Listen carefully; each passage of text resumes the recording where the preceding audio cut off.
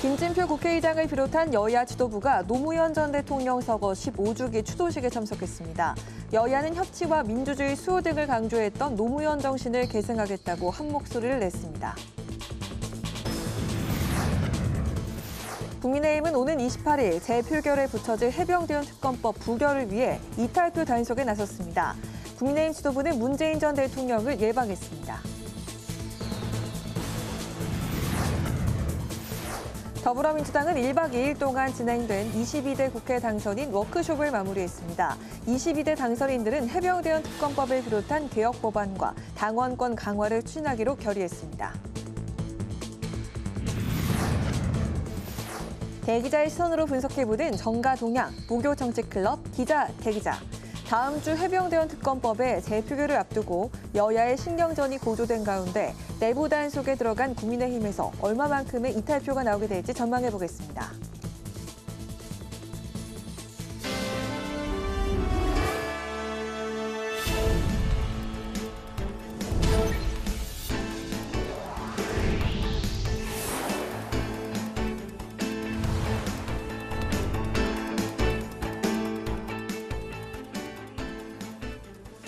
여러분 안녕하십니까. 5월 23일 목요일 국회 라이브 6 시작하겠습니다.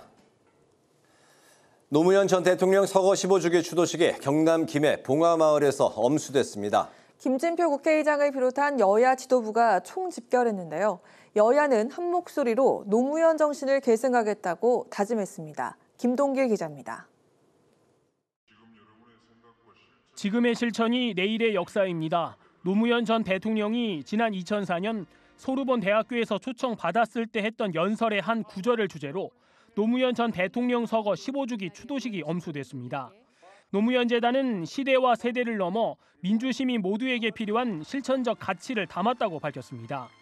추도식에는 권양숙 여사와 문재인 전 대통령, 김진표 국회의장을 비롯한 황우여 국민의힘 비상대책위원장과 이재명 더불어민주당 대표 등 여야 지도부와 전현직 의원들이 대거 집결했습니다.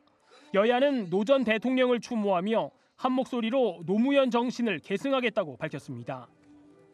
통합과 상생의 정신을 강조하셨고 타협의 정치를 늘 강하게 주장하셨습니다.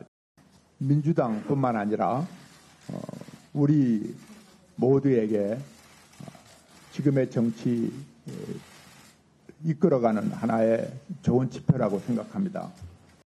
우리 깨어있는 시민들과 함께 모든 사람들이 공정한 기회를 누리고 서로 존중하고 의지하며 함께 사는 평온한 대동세상을 향해 계속 앞으로 나아가기를 바랍니다. 조국 혁신당 대표는 22대 국회에서 검찰개혁을 완성하겠다고 강조했고 개혁신당은 상식이 통하는 세상을 만들기 위해 노력하겠다고 밝혔습니다. 김진표 국회의장은 어제 기자간담회에서 노 전 대통령의 인간적인 면모를 추억하기도 했습니다. 옳은 길이니까 가야 한다고 도전했을 때 바보 노무현의 소리를 들으면서 질게 뻔한 싸움을 할 때 그때 국민들이 느꼈던 감동이 결국 노무현을 대통령으로까지 만드는 그 원동력이 됐다고 생각합니다. 윤석열 대통령은 홍철호 정무수석을 보내 노 전 대통령을 추모하고 애도의 뜻을 전했습니다. 국회방송 김동길입니다. 21대 국회 임기가 일주일도 채 남지 않은 가운데 시민 공론화 과정까지 거친 연금 개혁안을 두고 찬반 주장이 팽팽한데요. 이런 가운데 오늘 민주당이 대통령의 결단과 여당의 용기를 언급하면서 마지막 협상의 불씨를 살릴 수 있을지 관심이 모아지고 있습니다. 김지수 기자입니다. 시급한 국가적 과제임에도 불구하고 합의점을 찾지 못하고 있는 연금 개혁.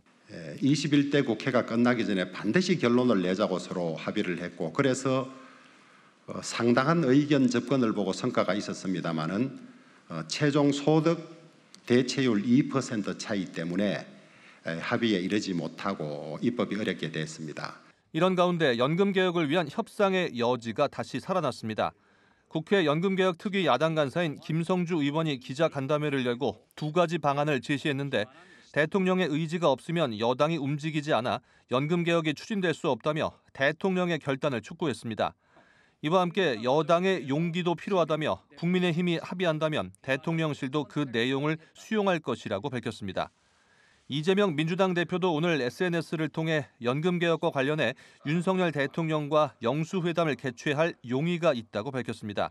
특히 소득 대체율을 당초 제시했던 50%에서 45%로 낮추는 결단을 내렸다며 이는 정부가 제시했던 안이라고 강조했습니다. 하지만 연금개혁 특위 여당 간사인 유경준 의원은 SNS에 소득 대체율 45% 안은 윤석열 정부의 안이 아니라고 지적했습니다. 그러면서 거짓으로 민주당 안을 통과시키려는 속셈에 넘어가지 않겠다고 밝힌 상황. 과연 6일 남은 21대 국회에서 여야가 연금개혁안에 합의를 이룰 수 있을지 관심이 모아지고 있습니다. 국회방송 김지수입니다. 더불어민주당은 1박 2일 동안의 충남 예산 워크숍 일정을 마무리했습니다. 국민 목소리에 귀 기울이고 개혁국회를 만드는 데 앞장서겠다고 한 목소리를 냈는데요. 특히 해병대원 특검 관철과 당원권 확대 의지를 강조했습니다. 김동희 기자입니다. 22대 국회 개원 전 당선인 워크숍을 통해 진열을 재정비한 더불어민주당. 국민 기대에 부응하기 위해 함께 지혜와 힘을 모으자며 구호를 외쳤습니다. 당 지도부는 정부의 무능과 무책임, 무도함에 상처받은 국민 목소리에 제대로 응답할 때라고 강조했습니다. 윤석열 정권을 확실하게 견제해라. 정부가 손놓은 민생개혁, 민주당이 책임있게 완수하라. 이번 선거에서 국민께서 우리 민주당인 171석을 주신 이유는 이렇게 분명합니다. 해병대원 특검법을 포함해 윤석열 대통령이 거부권을 행사한 법안들을 재추진하기로 결의했습니다. 양극화와 기후위기, 인구소멸 위기 대응에도 앞장서겠다고 다짐했습니다. 국회의장 후보 선출 이후 쟁점이 됐던 당원권 강화 문제도 확실히 추진하겠다며 의지를 분명히 했습니다. 당원은 민주당의 핵심이라며 당원 중심의 민주당을 만드는 데 더 노력하겠다고 목소리를 높였습니다. 나라의 미래가 더 이상 망가지지 않도록 폭주하는 정권에 강력한 제동을 걸어야 한다. 당원의 의사가 민주적으로 반영되는 시스템을 더욱 확대하고 강화한다. 의장 후보 선출 결과에 반발해 탈당한 당원이 2만 명이 넘는 상황. 이재명 대표는 당원 중심의 대중정당으로 확실하게 바꾸겠다고 힘을 실었습니다. 이 대표는 SNS를 통해 총선 공천 과정에서 당원들이 직접 참여한 덕분에 대승을 이뤘고 국민 주권 국가에 대한 기대와 신뢰가 커졌는데 이후 실망도 컸던 것 같다고 밝혔습니다. 특히 탈당한 당원들에게 편지를 쓰고 있다고 밝히며 포기하지 말고 더 나은 세상을 만들기 위해 당원으로 참여해달라고 당부했습니다. 국회방송 김동희입니다. 다음 주 해병대원 특검법 재표결이 예정된 가운데 국민의힘은 내부 단결을 강조하는 한편 대통령 탄핵 가능성을 언급한 민주당을 강하게 비판했습니다. 황우여 비대위원장은 평산마을을 찾아 문재인 전 대통령을 예방했습니다. 이소희 기자입니다. 해병대원 특검법 재표결을 앞두고 국민의힘 지도부가 당내 이탈표가 발생하지 않도록 내부 단속에 힘을 쏟고 있습니다. 추경호 원내대표는 어제 3선 이상 중진들을 만나 반대표를 당부한 데 이어 오늘도 의원 대상 공지를 통해 당론 채택을 호소했습니다.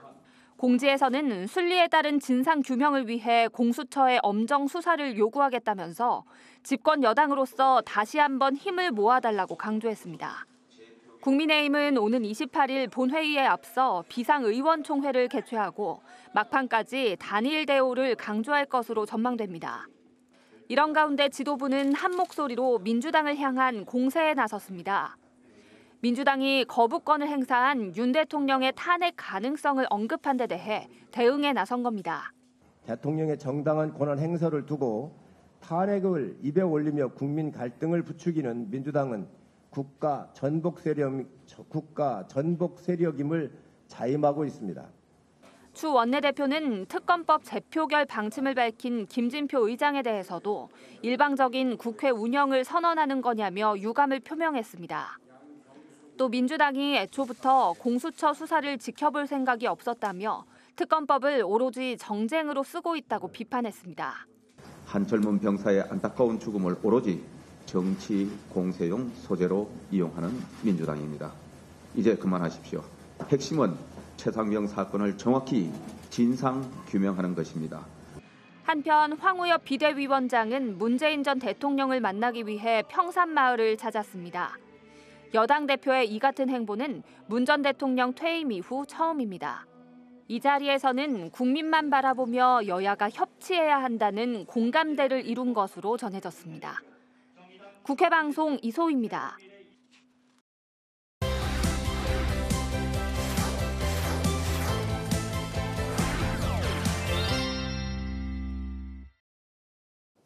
이슈픽 한규미 개건기자와 함께 민주당 당선인 워크숍에서 언급된 당원권 강화와 관련된 이야기부터 해보도록 하겠습니다. 한규미 기자 안녕하세요. 네, 안녕하세요. 네, 민주당이 어제 1박 2일로 당선인 워크숍을 시작을 했습니다. 오늘 마무리가 됐는데 내부적으로는 당원권을 강화하겠다 이렇게 말했습니다. 네, 맞습니다.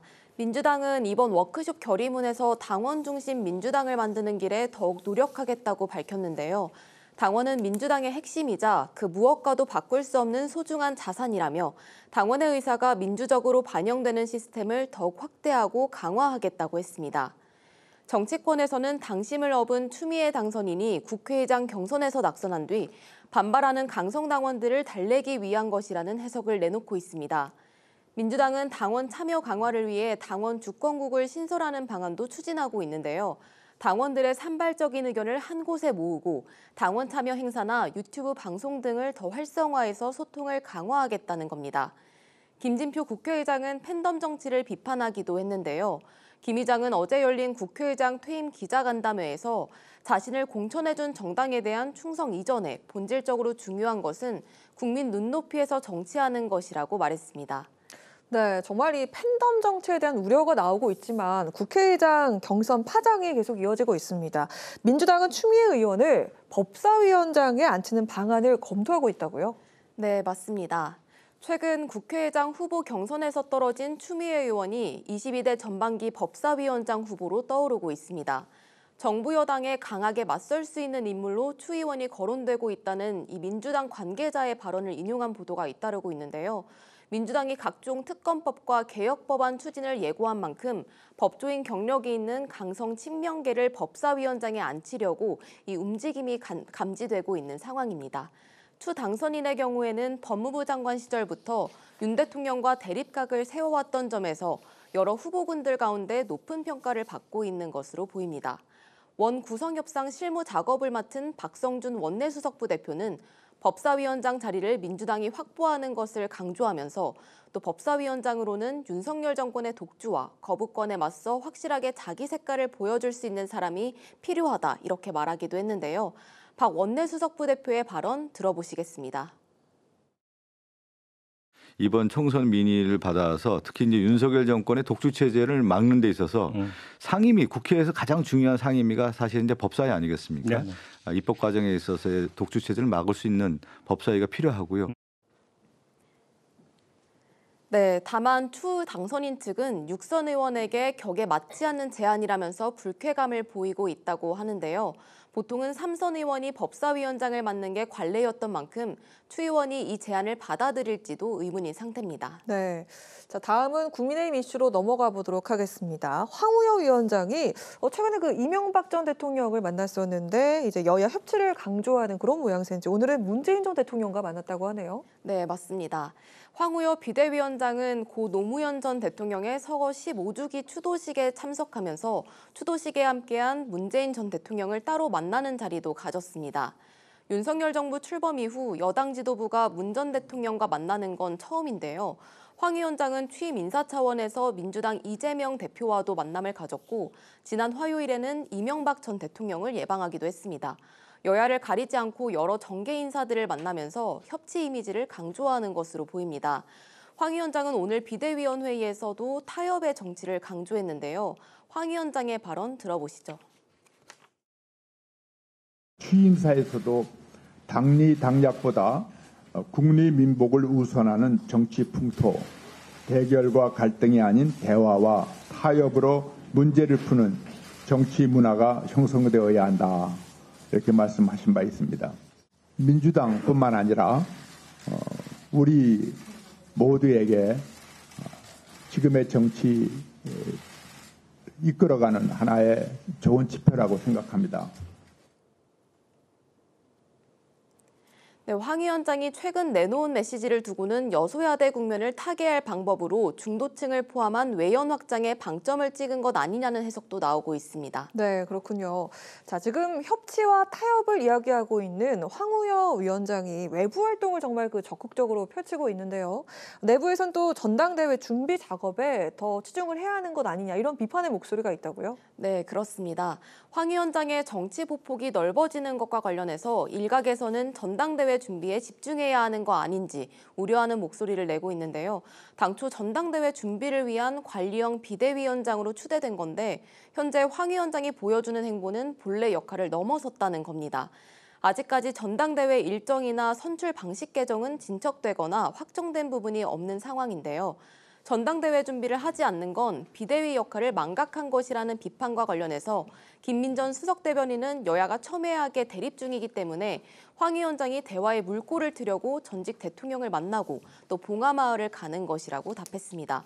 전당대회 준비는 최소 한 달에서 2달 정도 걸리는 만큼 지금 속도를 내지 못하면 황 위원장이 예상한 7월 말에서 8월 초에도 전당대회를 여는 것조차 어려워질 수 있다는 우려가 나오고 있는데요. 이 때문에 당 내부 문제를 먼저 해결하는 게 급선무라는 주장도 제기되고 있습니다. 네, 오늘 말씀 여기까지 듣겠습니다. 오늘 이슈픽은 한규미 기자와 함께했습니다. 고맙습니다.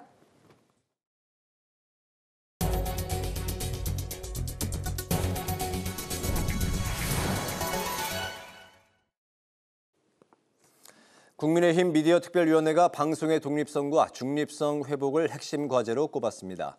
미디어특위 위원장을 맡은 이상휘 당선인은 특정 이념단체들이 방송계를 장악해 카르텔을 형성하고 있다고 지적하며 법과 원칙에 기초한 보도 환경을 조성해야 한다고 강조했습니다. 또 국민의 알 권리는 보장하되 가짜뉴스와 편파 왜곡 보도는 엄격하게 통제돼야 한다며 건강하고 건전한 언론 생태계 조성을 위해 노력하겠다고 밝혔습니다. 더불어민주당이 구글 코리아를 항의 방문에 무례한 행동을 한 류희림 방송통신심의위원회 위원장을 해촉해야 한다고 주장했습니다. 민주당은 류 위원장이 구글 부사장과의 면담 자리에서 책상을 내려치며 호통을 치는 등 무례한 행동으로 국가 망신을 시켰다며 앞으로 해외 사업자와의 협업이 위축될까 우려된다고 밝혔습니다. 최민석 대변인은 윤 대통령이 류 위원장을 당장 해촉하고 책임을 물어야 한다고 덧붙였습니다.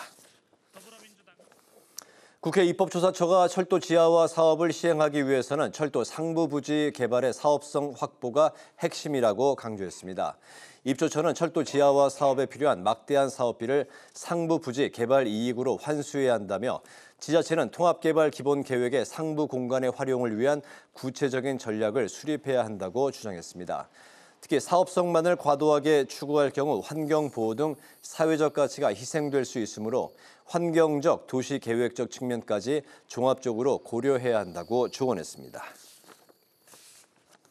국회 미래연구원이 오늘 개원 6주년을 맞아 기념식을 가졌습니다. 양정호 이사장은 국회의원들과 연구원이 함께 미래정책 연구에 관심을 가지면 긍정적이고 능동적인 면을 유지할 수 있을 것이라고 강조했습니다. 양 이사장은 미래연구원이 지난 6년간 165편의 연구 보고서를 발간하는 등 전문가들과 대안을 모색해왔다며 의정활동을 지원하기 위해서 앞으로 더 노력하겠다고 밝혔습니다.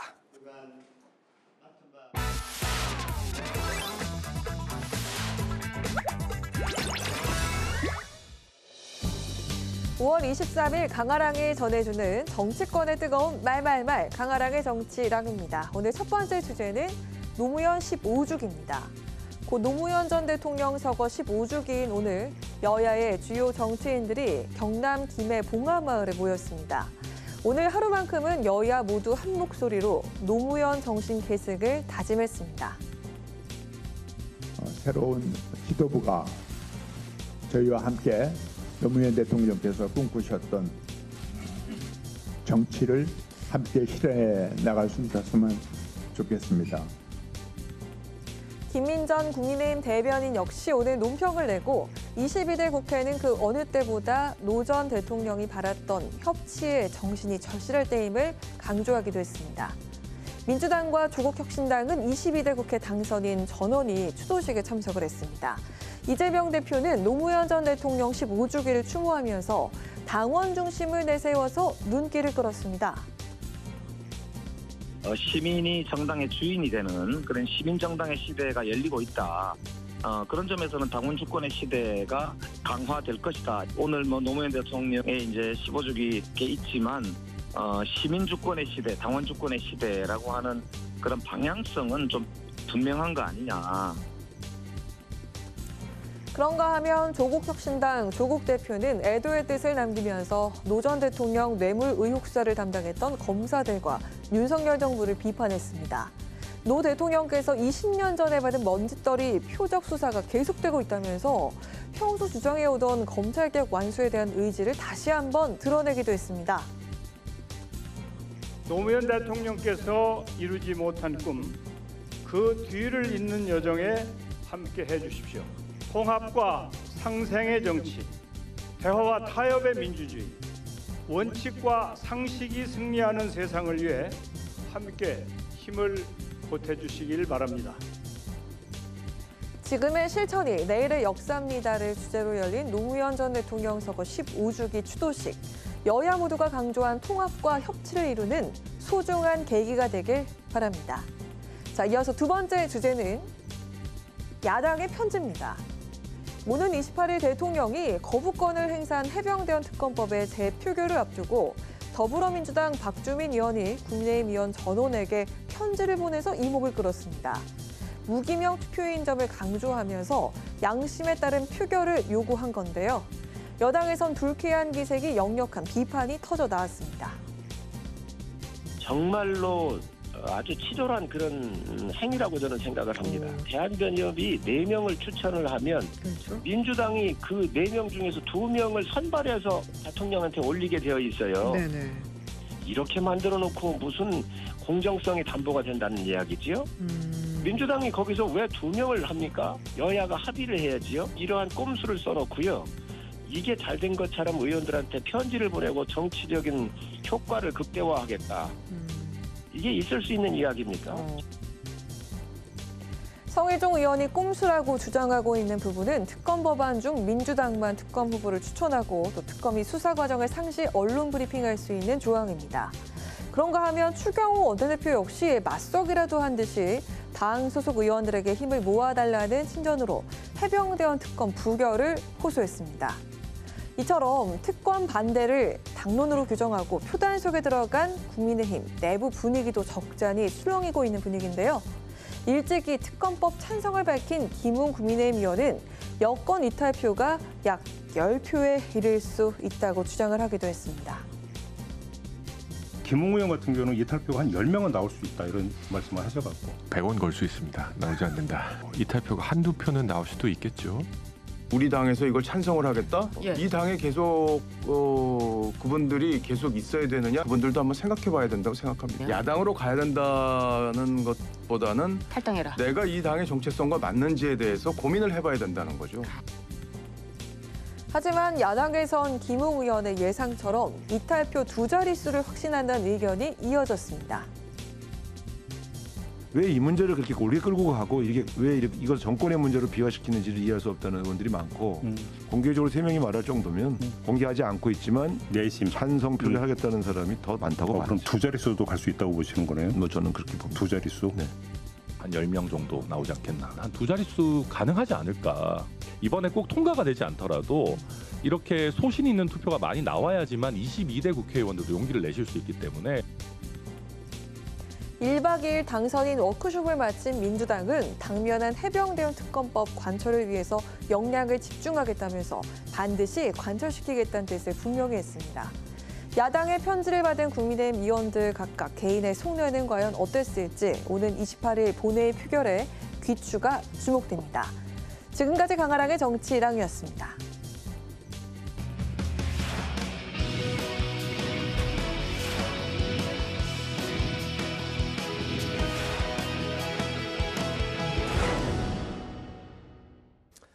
네, 정치권의 동향을 대기자의 시선으로 짚어보는 목요 정치클럽 기자 대기자 시간입니다.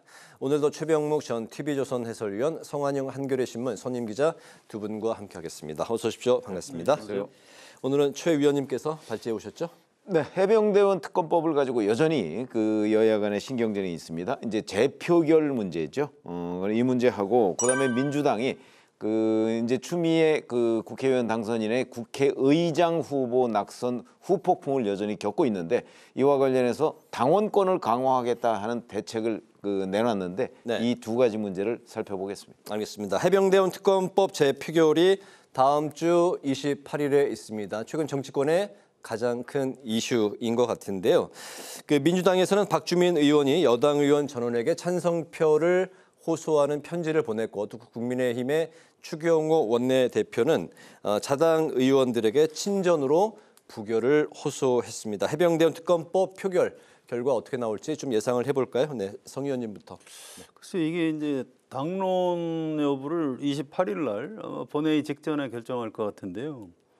이게 좀 양면이 있습니다. 이게 의원들이 지금 임기가 곧 끝나는 의원들이거든요. 그래서 이걸 이렇게 당론으로 한다 그러면 이제 이게 대통령 관련한 특검이기 때문에 총선 참패했는데도 이 정신 못 차리고 뭐 대통령이 찍어 누르는 거 아니냐 이제 이런 식으로 이제 민심이 좀 반발을 할 가능성이 있고 그래서 이게 당론으로 하지 말자 그냥 의원들의 양식에 맡겨야 된다 이런 주장이 있습니다. 그래서 네. 지도부에서는 당론으로 하고 싶어하는 것 같아요. 당론으로 지금 정한 상황 아닙니까? 국민의힘은? 아닙니다. 당론으로 하겠다고 방침은 정했는데 네. 의원총회에서 최종 결정을 아마 하게 될 겁니다. 네. 이게 좀 약간 미묘한 지점이에요. 당론으로 하는 게 더 반대표가 많이 나올지 아니면 당론으로 안 하고 의원들한테 뭐 물론 권고적 당론 이런 것도 있습니다. 이런 식으로 맡기는 게 더 좀 반대표가 많이 나올지 뭐 이런 좀 계산이 복잡한 것 같아요. 아무튼 네. 지금 공개적으로 난 그 재결 투표하면 찬성표 찍겠다는 사람이 현재로서는 3명이죠. 김웅 의원, 안철수 의원, 유의동 의원. 그래서 이분들도 찍을 것 같아요. 이 김웅 의원은 그 당론 얘기하니까 그따위 당론은 따를 수 없다 이렇게 얘기를 했고요. 안철수 의원은 언론에서는 자꾸 이탈표라고 그러는데 그 이탈표가 아니고 소신표다. 네. 뭐 이렇게 얘기를 하고 있습니다.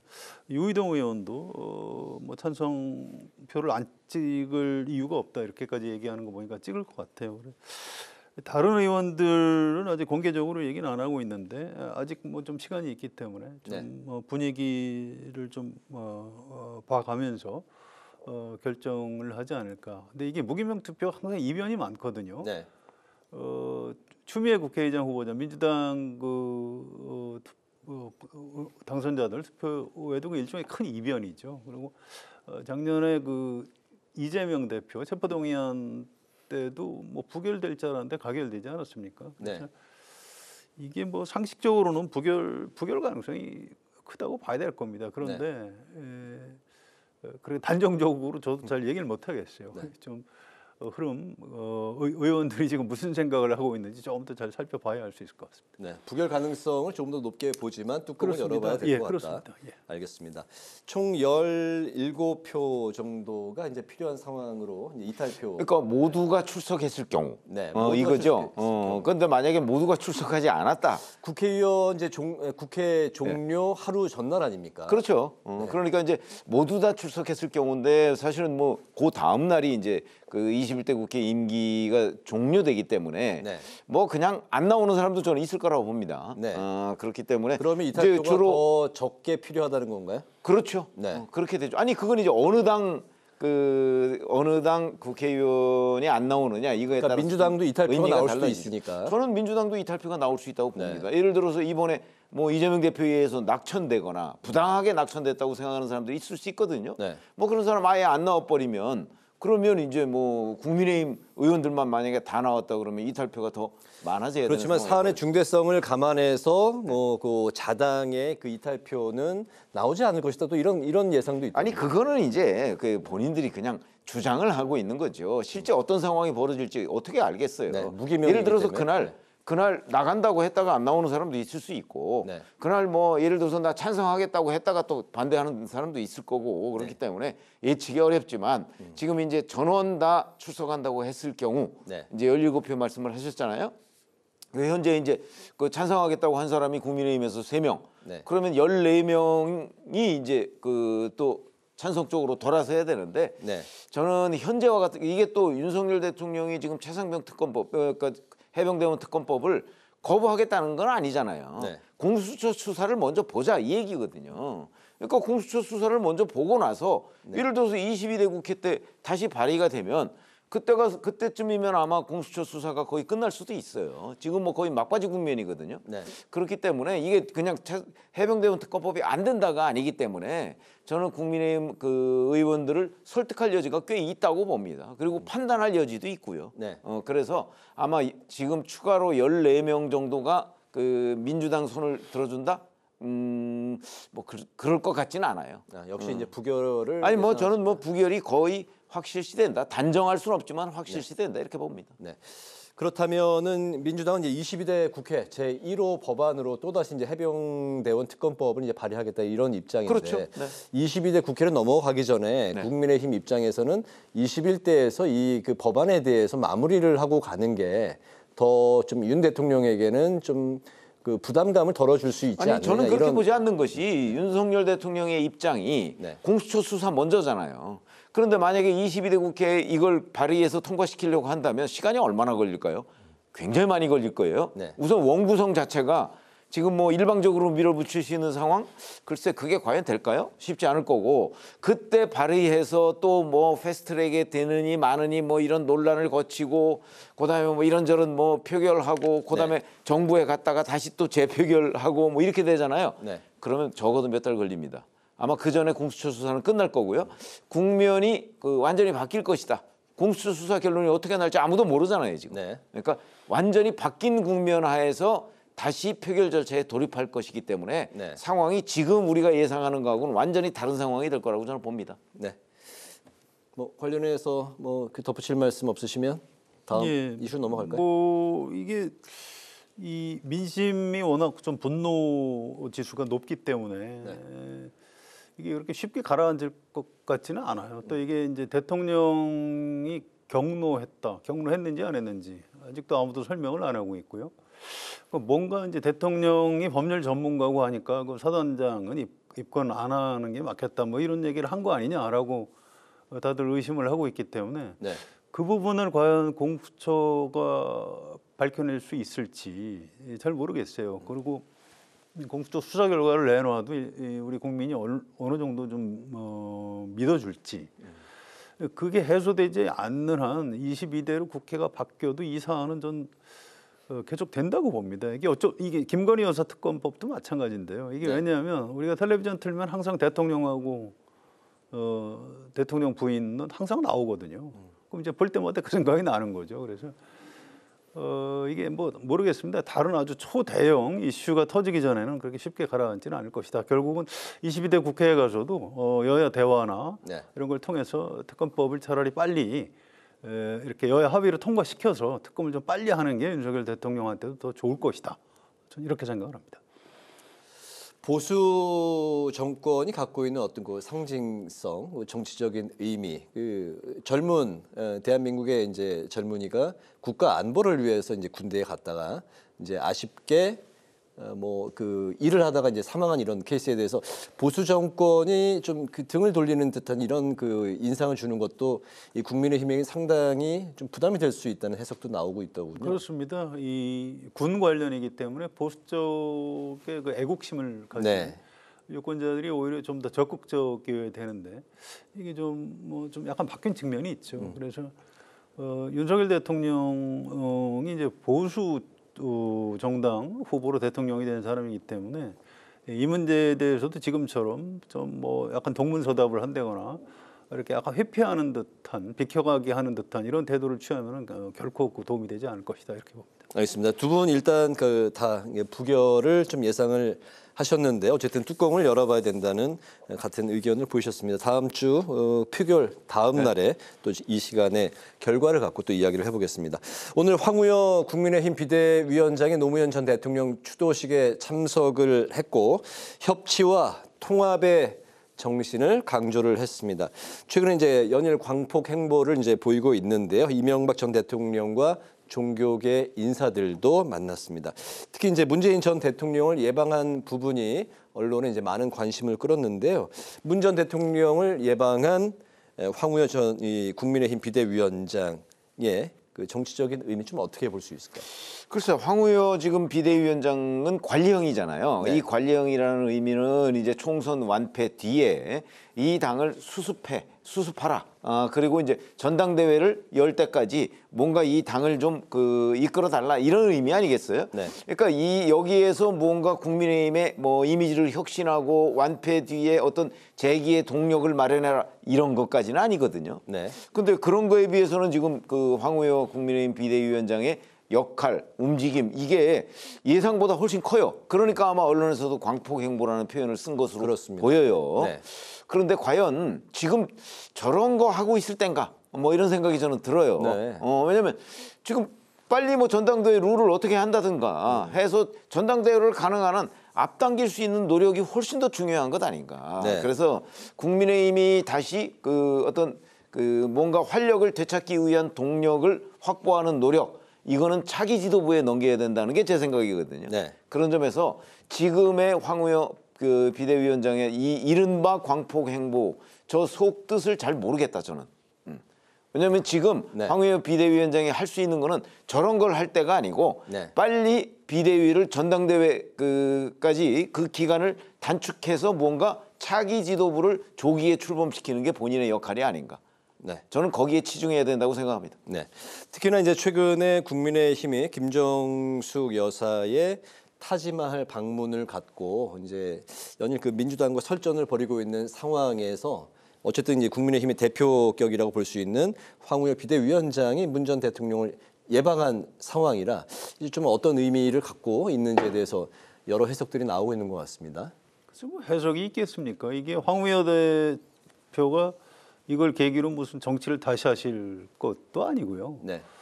이게 하루를 해도 대표인 겁니다. 또 정치인들은 사실 명예욕이에요. 그래서 이게 총선 참패 이후에 이 보수 정당의 비대위원장이지만 대표로서 내가 어떤 행보를 취해야 되는가 뭐 여러 가지 생각을 해서 하는 겁니다. 이게 이렇게 해서 무슨 황우여 대표가 무슨 뭐 다음 대선 출마하겠어요? 그런 거 아니거든요. 그래서 그냥 좀 좋게 봐주시는 것도 나쁘지 않다 이렇게 생각하고요. 이제 전당대회 준비를 소홀히 한다 그러면 비판할 수 있는데 또 그건 그거대로 하고 있는 걸로 알고 있습니다. 지금처럼 여야 간의 정치 공방이 좀 격화되고 있는 상황에서 이런 식으로 이제 통합형 리더십, 화합형 리더십 이런 행보를 보이는 황우여 비대위원장.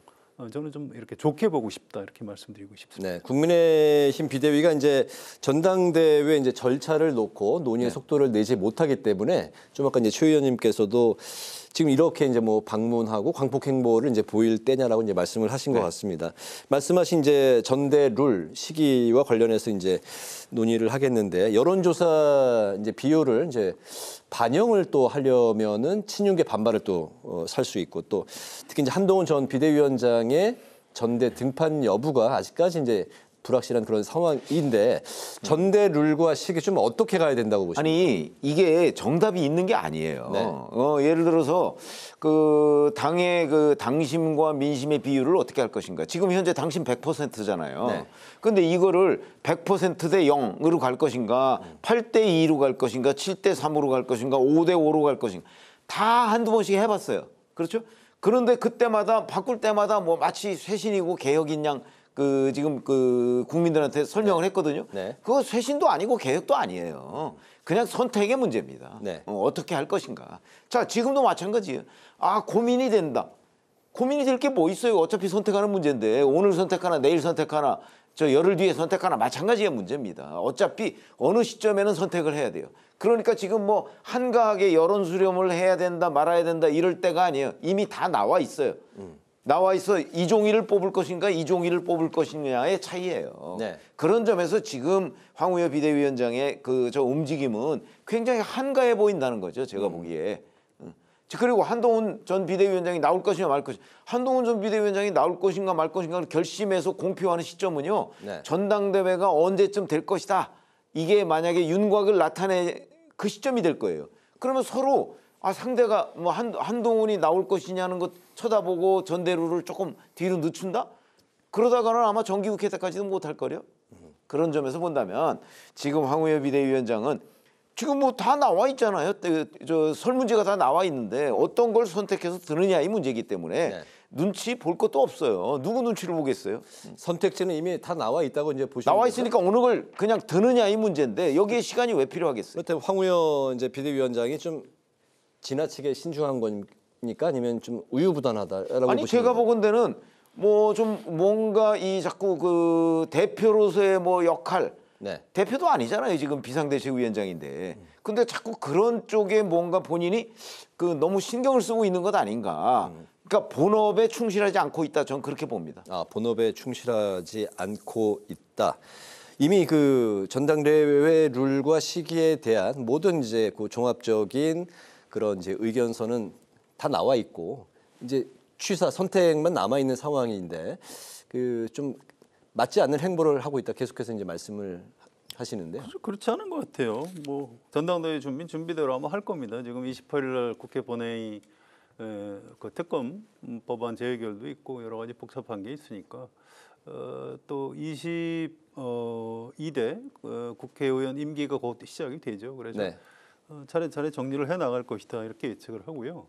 이 전당대회 룰은 아까 최 의원 말씀하신 대로 정답이 있는 게 아니에요. 다만 이 당신 100%로 국민의힘 지도부를 선출했다가 총선에서 참패하지 않았습니까? 그러니까 이번엔 좀 바꿔보는 것도 좋겠다. 전 개인적으로 그런 생각입니다. 이게 민심 반영 비율이 좀 떨어지다 보니까 국민의힘의 어떤 그 민심 감수성이 좀 떨어진 것, 그것 때문에 총선에서 좀 참패한 측면이 있다. 이제 이렇게 보고요. 네.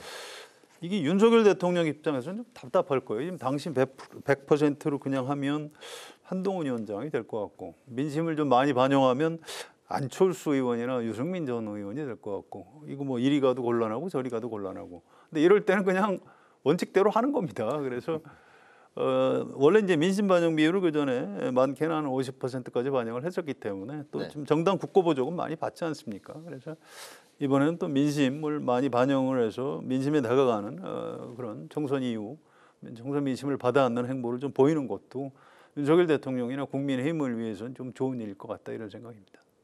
한동훈 전 비대위원장이 등판한다면 한 전 위원장의 당선 가능성이 굉장히 높은 상황인가요? 그렇죠. 그렇게 봐야죠. 그런데 저는 역시 윤석열 대통령이 최소한 용인 정도, 뭐 한동훈 전 위원장이 뭐 출마해서 대표를 해라 이렇게는 아니래도 뭐 마음대로 해라. 뭐 나와서 뭐 실력껏 해서 뭐 되면 뭐 내가 당 대표로 잘 뭐 인정을 해서 당정 관계 잘 유지하겠다 이런 정도의 기본적인 용인을 해주는 태도를 취해야 아마 출마할 수 있을 겁니다. 그렇지 않고 현직 대통령이 아유 곤란해 이런 식으로 실제로 거부 의사를 가지고 있는데 한동훈 전 위원장이 출마할 수 있을까요? 저는 쉽지 않을 걸로 봅니다.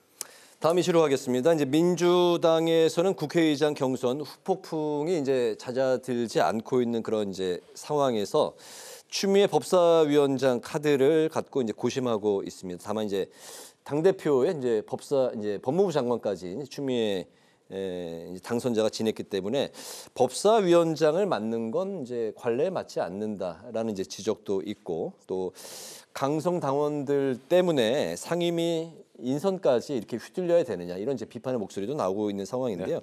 그 민주당의 법사위원장, 민주당의 법사위원장이 아니라 법사위원장은 과연 민주당에서는 누구를 밀까요?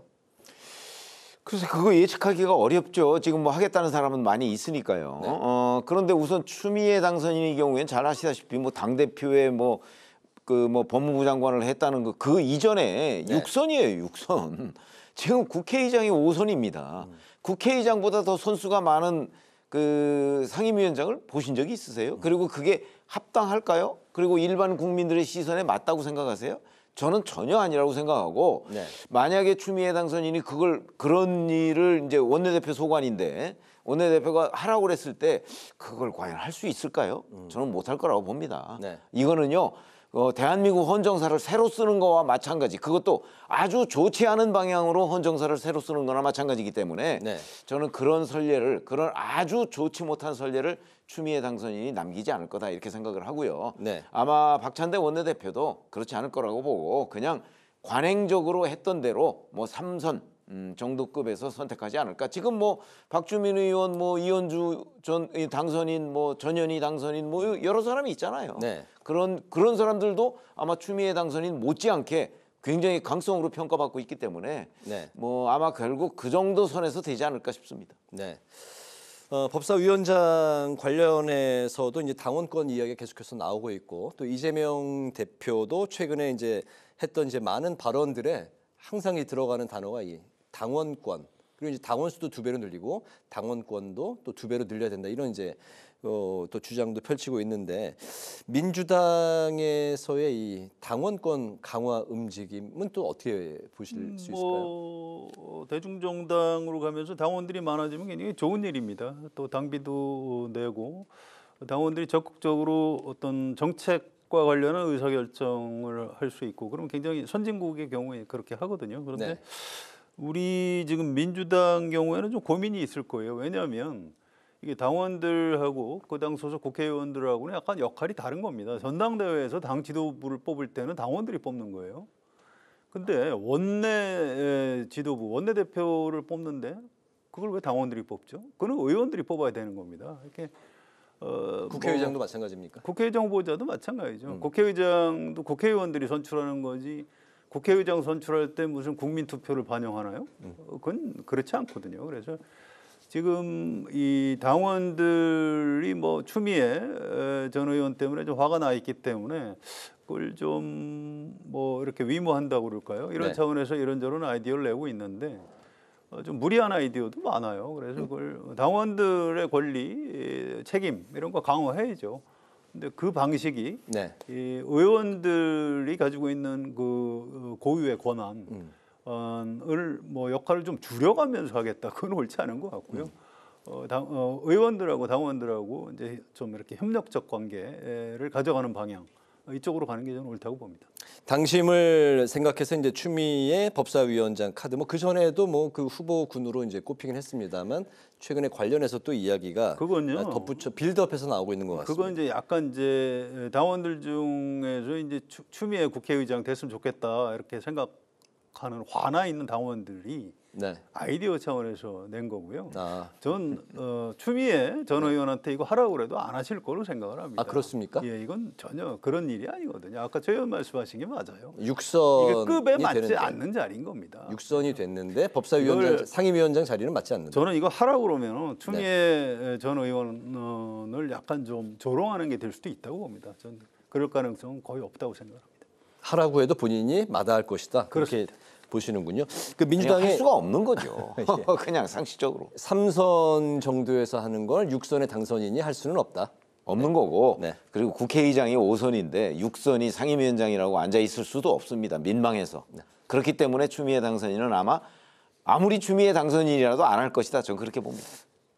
아무리. 네. 네, 알겠습니다. 그 민주당의 당원권 강화 뭐 좀 짧게 덧붙여만 들어. 아니 말씀하셨듯이 뭐 당이 중심이 되는 정당 대단히 중요하죠. 그러나 당이 중심이 돼서 할 수 있는 일이 있고 해서는 안 될 일이 있는 거예요. 네. 그 원내대표나 국회의장을 뽑는데 뭐 당원들이 관여한다? 있을 수 없는 일이죠. 뭐 우상호 의원도 오늘 얘기 잘 했더라고요. 네. 그러니까 이거는 그냥 지금까지 국회에서 해왔던 관행 이게 뭐 국회라는 게 우리나라만 있는 건 아니지 않습니까? 네. 영국 의회부터 비롯돼서 지금 여기까지 왔는데 수백 년 동안 네. 그런 관행 눈높이에 맞게 처리하면 되는 겁니다. 법사위원장 자리가 아무튼 뭐 이제 상임위가 국회 이제 원내 구성이 이제 한창 이제 진행이 이제 22대 국회가 열리자마자 될 텐데 초미의 또 관심사인 것 같습니다. 이제 조국혁신당의 조국 대표 또 황문화 원내 대표도 법사위에 합류할 가능성이 높다 이런 관측들도 나오고 있는데요. 아무튼 뭐 추 의원 카드 얘기도 나오고 이현주 전 의원이 여러 뭐 박주민 민주당 뭐 의원까지 여러 카드가 이제 나오고 있는 상황에서 국민의힘에서는 법사위원장을 놓치지 않겠다는 이런 이제 또 주장을 펼치고 있는데 좀 어떻게 대응을 할 수가 있을까요? 그래서 대응 뭐 방도가 없죠. 바로 이 법사위원장 문제 때문에 22대 국회 전반기 원구성이 상당히 늦춰질 가능성이 있습니다. 네. 그게 좀 걱정이고요. 이렇게 되면 이제 4년 전처럼 민주당에서 그럼 일단 상임위원장 우리가 다 하겠다 이렇게 해서 선출할 가능성이 있어요. 그러면 이제 국회가 이제 파행이 되는 거고요. 그런데 이제 국민의힘으로서는 어떤 고민이 있냐면은요. 4년 전에는 야당이었습니다. 그래서 네. 우리 저 법사위원장 안 주면 우리 국회 부의장도 뭐 안 하고 그냥 안 하겠다. 그냥 여당 마음대로 해라. 이렇게 좀 약간 무책임하게 던질 수가 있었는데 지금은 집권 여당입니다. 아무리 여소야되지만. 그래서 이거를 국회에서 정부에서 꼭 필요한 입법 같은 거를 원구성을 해서 의결을 해야 되거든요. 네. 그래서 이 문제를 가지고 민주당에서 양보하지 않으면 이 과연 얼마나 국민의힘이 버틸 수 있을까? 어쨌든 정부 여당이 국정을 끌어가는 주체로서 이제 책임감이라는 게 있기 때문에 네.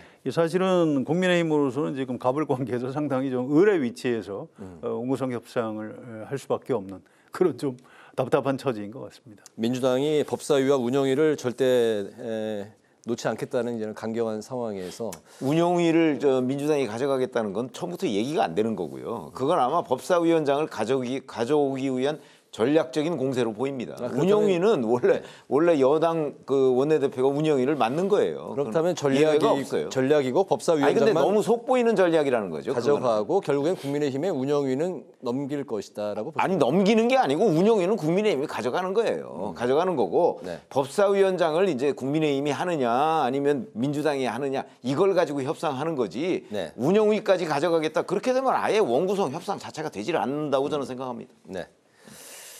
알겠습니다. 뭐 관련해서는 뭐 국회 원구성 관련해서는 이쯤에서 뭐 마무리를 할까요? 네, 어차피 원구성은 굉장히 파행적으로 될 가능성 지금 얘기하셨잖아요. 네네. 그 가능성이 대단히 높아요. 운영위는 결국에 여당인 국민의힘이 맡을 것이다. 모르죠. 그건 지금 민주당 태도로 봐서는 절대로 못 내주겠다고 하고 있습니다. 이제 어디까지 진심인지 뭐 협상을 좀 진행돼 가는 걸 살펴봐야 알 수 있을 것 같습니다. 알겠습니다. 오늘 한 줄 논평을 드리면서 마무리를 하도록 하겠습니다. 송 기자님부터 들어볼까요? 지금 하던 얘기인데요. 이게 이번 총선에서 민주당이 압승했고요. 그래서 총선 민심을 좀 반영해야 되는 게 사실은 맞습니다. 그래서 원구성 협상에서도 국민의힘이 그런 면을 좀 감안을 해줘야 될 것 같고요. 또 민주당이 이번 총선에서 이겼지만 4년 뒤 총선에서도 질 수 있거든요. 그래서 그때 생각해서 지금 좀 현재로서는 이제 민주당이 강자이기 때문에 국민의힘에 대해서 좀 아량을 베풀 필요도 있는 것 같습니다. 오늘 제 한 줄 논평 역지사지해서 타협하라라고 하겠습니다. 네. 뭐 저도 연장선상에 있는 내용인데 황우여 국민의힘 비대위원장이 지금 뭐 전직 대통령 찾고 심지어는 뭐 문재인 전 대통령까지 예방하고 뭐 이런 이제 여러 가지 움직임을 보이면서 뭐 광폭 얘기가 언론에서 평가를 받고 있지 않습니까? 저는 그래서 아까 말씀드렸듯이 지금 이러고 있을 때가 아니다 이렇게 했기 때문에 오늘 제 그 한 줄 논평은 황우여의 대표 놀이로 하겠습니다. 알겠습니다. 자, 목요 정치클럽 기자 대기자 이제 마칠 시간이 됐는데요. 지금까지 최병묵 전 TV조선 해설위원, 성환영 한겨레신문 선임 기자와 함께 오늘의 전국 현안을 살펴봤습니다. 두 분 말씀 잘 들었습니다. 감사합니다. 오늘 국회 라이브 6도 여기서 마치겠습니다. 시청해 주신 여러분 고맙습니다.